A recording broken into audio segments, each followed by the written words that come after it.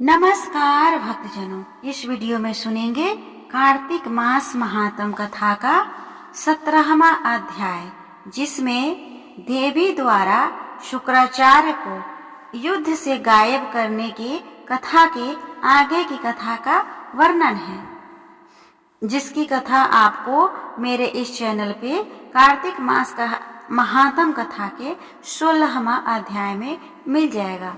अगर आप उस कथा को नहीं जाने हैं, नहीं सुने हैं, तो वो आपको मेरे चैनल के प्लेलिस्ट में मिल जाएगा, वहां से जाकर सुन सकते हैं और इसके आगे की कथा को अच्छे से समझ सकते हैं। तो आइए विघ्नहर्ता श्री गणेश का नाम लेकर इस कथा को सुनते हैं।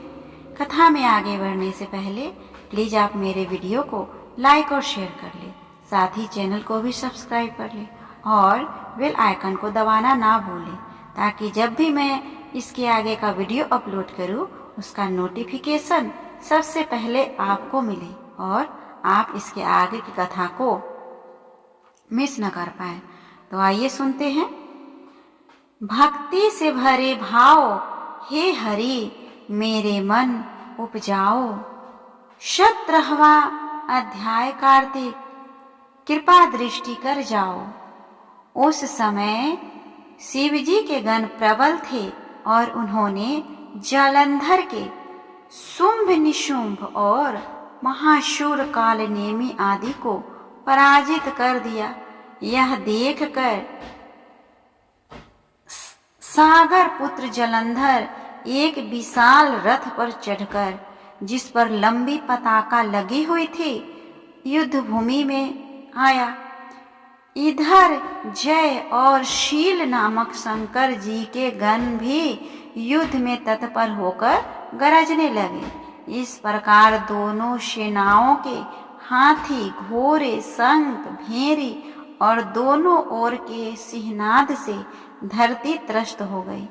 जालंधर के ने कोहरे के समान असंख्य बाणों को फेंक कर पृथ्वी से आकाश तक व्याप्त कर दिया और नंदी को 5, गणेश को 5, वीरभद्र को एक साथ ही 20 बाण मारकर उसके शरीर में को छेद दिया और मेघ की समान गर्जना करने लगा। यह देख कार्तिकेय ने भी दैत्य जालंधर को अपनी शक्ति उठाकर मारी और घोर गर्जना किया। इसके आघात से वह पृथ्वी पर मूर्छित हो गिर पड़ा, परंतु वह शीघ्र उठ पड़ा और क्रोध विष्ट हो कार्तिकेय पर अपनी गदा से प्रहार करने लगा। ब्रह्मा जी के वरदान की सफलता के लिए शंकर पुत्र कार्तिकेय पृथ्वी पर सो गए। गणेश जी भी गदा के प्रहार से व्याकुल होकर धरती पर गिर पड़े। नंदी व्याकुल हो गदा प्रहार से पृथ्वी पर गिर गए।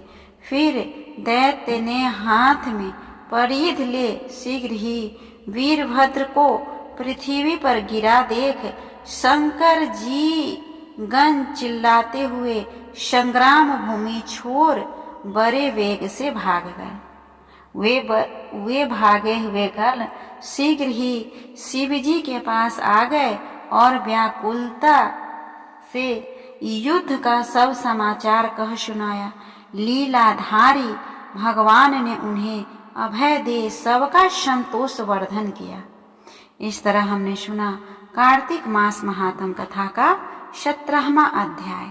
इसके आगे की वीडियो में सुनेंगे कार्तिक मास महात्म कथा का 18वां अध्याय। उम्मीद करती हूँ आप सभी को यह कार्तिक मास महात्म कथा अच्छा लग रहा होगा।